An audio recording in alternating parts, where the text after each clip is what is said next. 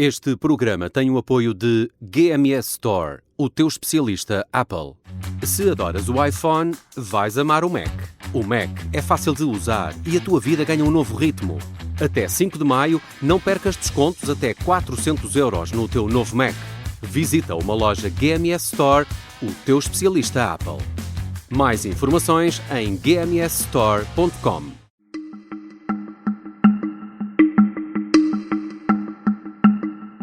Esta é a história do dia da Rádio Observador. O que está em causa na averiguação preventiva do Ministério Público a Pedro Nuno Santos.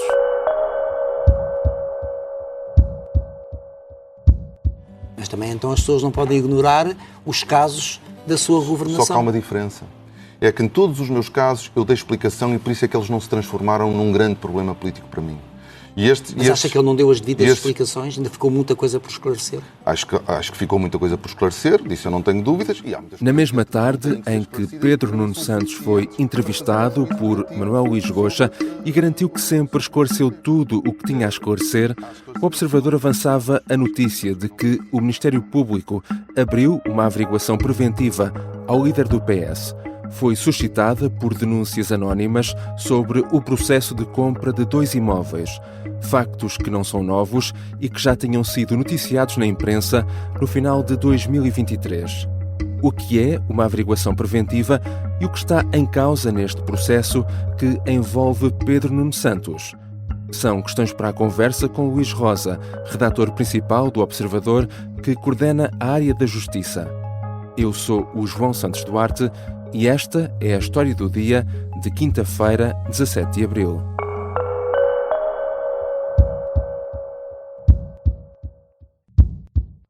Bem-vindo, Luís. Olá, João. Esta averiguação preventiva a Pedro Nuno Santos parte de denúncias anónimas feitas à Procuradoria-Geral da República. Estamos, portanto, a falar de mais de uma denúncia, é isso? Sim, estamos a falar de várias denúncias. O plural é da Procuradoria-Geral da República. Nós não temos informação de quantas denúncias se tratam. Antes de entrarmos no caso em concreto, penso que é importante explicar o que é uma averiguação preventiva. Uma averiguação preventiva pode ser classificada como um pré-inquérito. É uma figura jurídica que existe na Lei do Combate ao Branqueamento de Capitais desde há muitos anos e geralmente a sua utilização mais comum é a seguinte, dando um exemplo muito prático.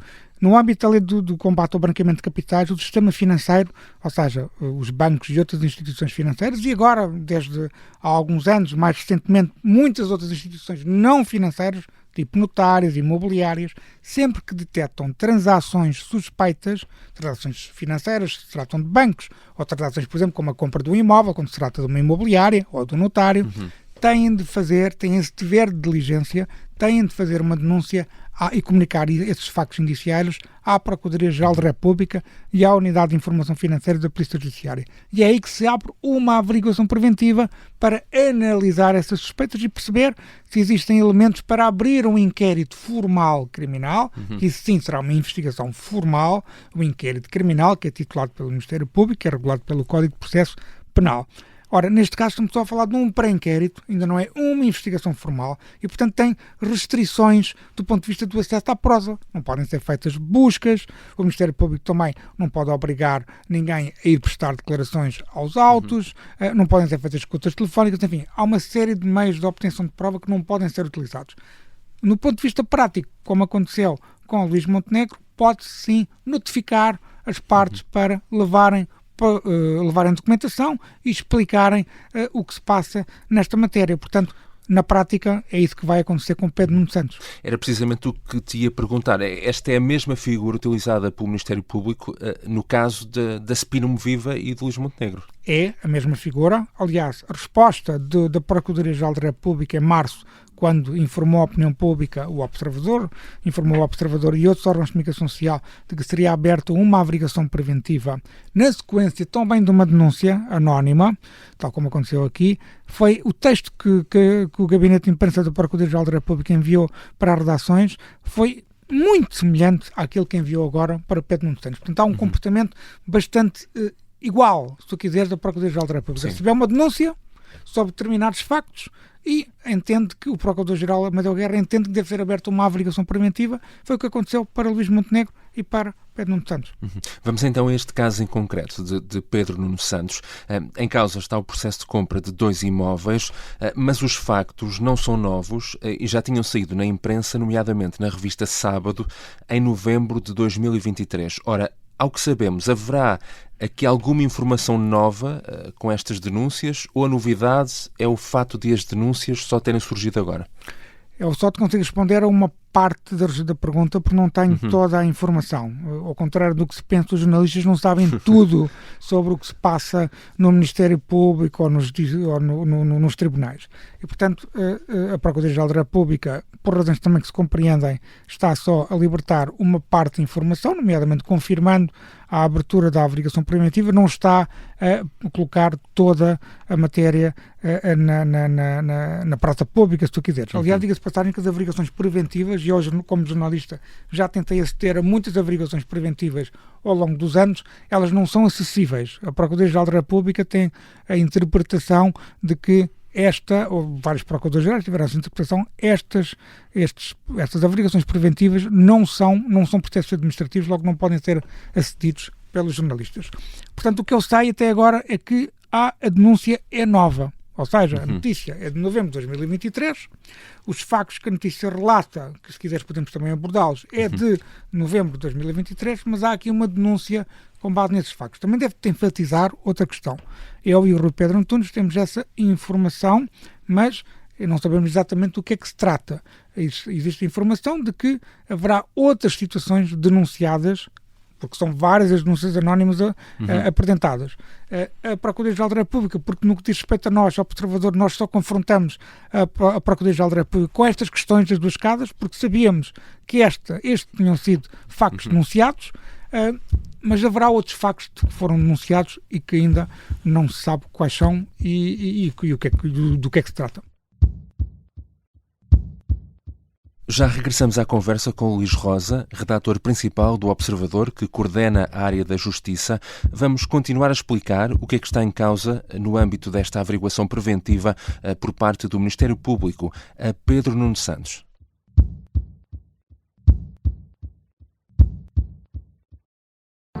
Um passo em falso seria algo demolidor.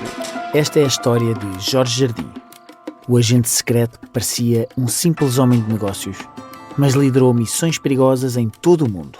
Tentou criar um país e foi pai de um clã de mulheres aventureiras. As chefias militares achavam que ele tinha poder a mais. Episódio 5. Vamos fazer um golpe de Estado. O Misterioso Engenheiro Jardim é uma série para ouvir em 6 episódios e faz parte dos Podcast Plus do Observador.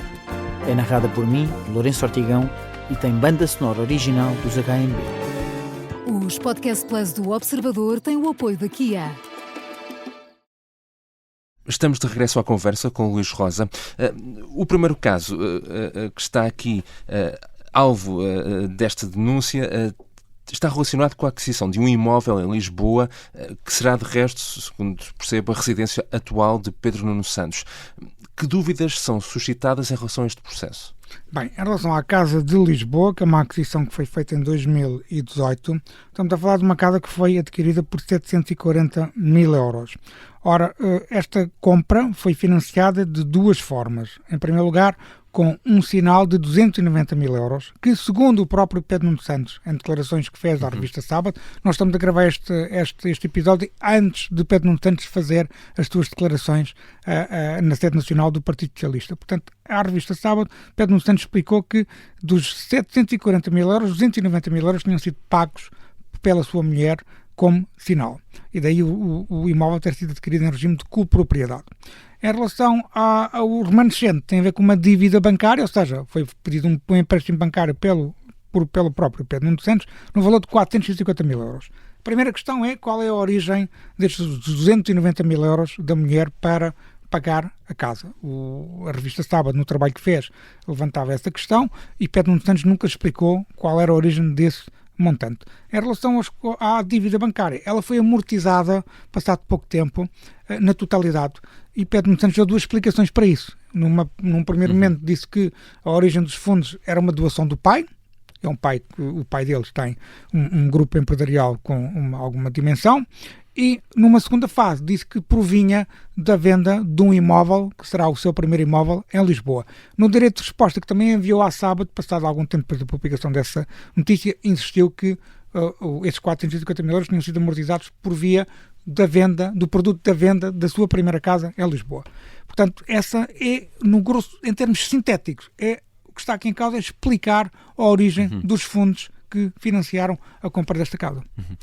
E depois há também uma segunda operação que é mais recente, que diz respeito à compra em 2022 de uma propriedade em Monte Moro Novo, no Alentejo. Neste caso também há dúvidas que são levantadas? Bem, as dúvidas que existem neste caso, esta propriedade também foi adquirida com crédito bancário, foi comprada por um montante acima dos 500 mil euros, mais concretamente 570 mil euros, também foi adquirida com um crédito da Caixa Geral de Depósitos, no valor de 455 mil euros. A questão aqui que é levantada pela revista Sábado nessa notícia, e segundo as minhas informações não estará a ser analisada, é uma relação, uma alegada relação que é feita pelo autor da notícia entre a compra do monte em Monte Moro Novo, não é um monte, é uma vivenda que tem uma piscina, aliás, é uma propriedade com mais de 2 hectares em Monte Moro Novo, uma propriedade com uma dimensão significativa, muito significativa, e que tem uma casa com cerca de 250 metros quadrados, que tem, por sua vez, uma piscina. Bem, e era a relação que era feita entre a aquisição desse imóvel, dessa propriedade, e a decisão sobre a localização do novo aeroporto internacional de Lisboa em Alcochete. Ora, foi Pedro Nuno Santos, como todos sabemos, que decidiu essa localização nas costas do primeiro-ministro António Costa, e chegou a anunciar. A distância entre este imóvel e a localização do aeroporto era de cerca de 80 km. É feita aqui uma relação causa e efeito. Passaria pela valorização eventual, não é? A valorização, expropriação, enfim. As informações que eu tenho indicam de que essa questão não está a ser analisada por uma razão, por falta de fundamento. E sinceramente, João, não vejo, não há aqui nenhum indício que relacione uma coisa com outra. Teria que haver aqui, de facto, alguma informação bastante precisa que indiciasse isso, e não há nenhuma indiciação nesse sentido. E, portanto, o que se passa sobre a questão da Casa de Monte Moro Novo é isto. Pode haver outras matérias, mas neste momento nós não temos a informação devidamente confirmada. Portanto, a origem dos fundos da aquisição da casa em Lisboa é, se tu quiseres, a questão central por aquilo que se sabe. A terminar, a averiguação preventiva é uma figura que tem algum tipo de prazo ou não? E esta pergunta tem obviamente a ver com um horizonte de eleições, não é? Tanto num caso como do outro, de Montenegro como Pedro Nuno Santos, não sabemos quando é que poderá estar concluída. Bem, como nós também questionamos a Procuradoria-Geral da República sobre a averiguação preventiva de Luís Montenegro, continua aberta, continua a ser, esses trabalhos de recolha de informação continuam. Não há nenhum prazo, nem para uma nem para outra. E se queres que te diga, isto é mais uma análise com factos, é mais uma opinião com factos. Não me parece que a Procuradoria-Geral da República vá concluir, ou o DCIAP, o Departamento Central de Investigação e Ação Penal, que faz parte da PGR, vá concluir a sua avaliação sobre os 2 casos, as 2 averiguações preventivas, antes do dia 18 de maio. Se o fizer, não tenho dúvidas que a PGR provavelmente dará informação, muito provavelmente ao mesmo tempo, sobre a conclusão que retirou sobre as 2 averiguações preventivas. Mas não me parece que isso vá acontecer, porque Amadeu Guerra muito provavelmente não quer ser acusado de estar a contaminar o processo político. Esta informação da Procuradoria-Geral só aconteceu porque também tinha acontecido com Luís Montenegro. Ou seja, há uma preocupação do Procurador-Geral Amadeu Guerra de ser equitativo, de ser independente das forças, ou de estar acima das forças políticas, e, portanto, existindo 2 situações semelhantes, deu exatamente o mesmo tratamento às 2 situações, seja em relação a Luís Montenegro, seja em relação a Pedro Nuno Santos. Sinceramente, mais uma opinião, acho que as 2 vão ser arquivadas, mas provavelmente só deveremos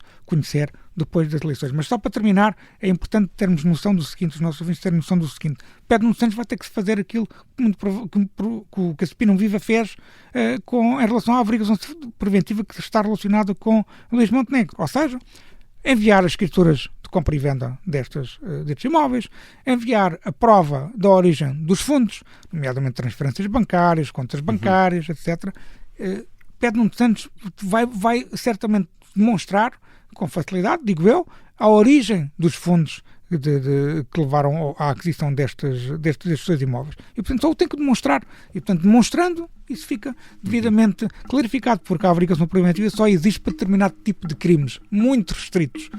Um deles é o crime de recebimento indevido de vantagem. E, portanto, estando tudo clarificado, a averiguação preventiva é arquivada e não evolui para um inquérito criminal. Obrigado, Luís. Obrigado, João. Luís Rosa é redator principal do Observador e coordena a área da Justiça. A terminar, deixo-lhe ainda 3 notas a ter em conta hoje. O Banco Central Europeu pode anunciar uma nova descida das taxas de juro.